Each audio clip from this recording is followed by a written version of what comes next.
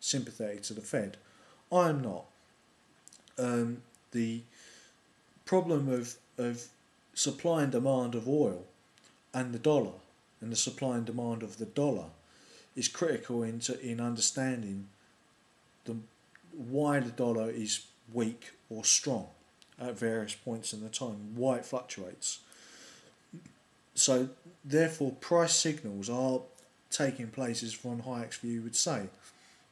But you know, you don't do nothing.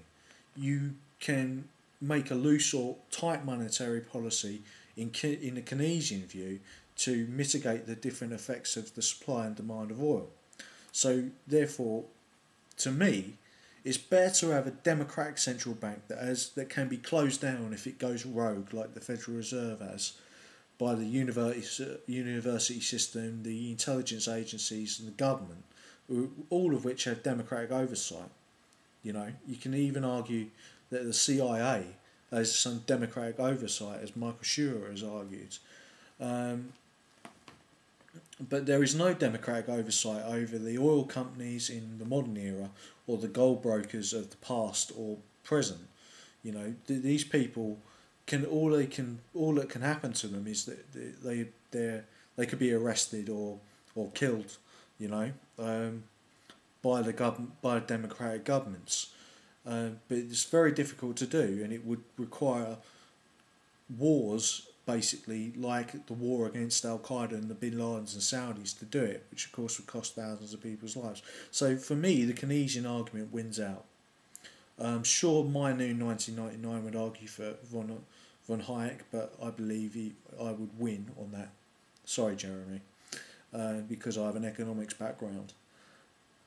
But to me, having a central bank that would have some backing from gold and silver, and include oil and fuel and food prices in its core inflation figures, in an index of goods and services to make up the strength of the currency, which would show economic output, economic change through new and multiplier effects from the introduction of new technology to boost the real growth, as von Hayek would say.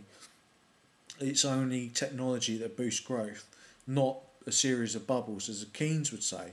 So therefore I'm going a little bit towards Hayek slightly. And the truth is they're both right.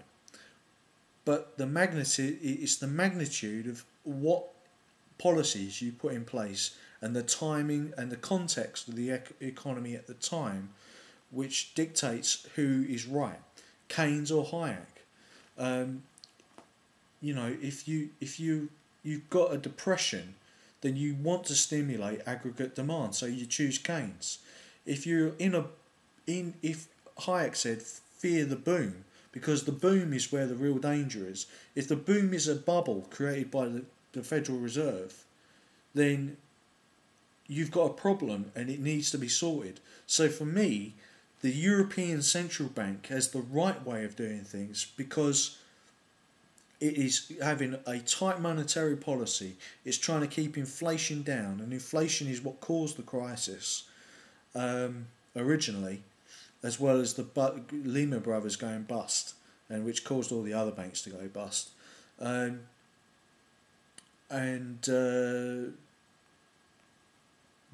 problem can be solved by allowing technology to gradually grow the economy in a stable, level way, and through sustainable growth. And that's what I believe is the solution to the problem between the fight between Keynes and Hayek, and our solution to our problems today in the economy and for our nation states and the European Union and the United States. Thank you for listening.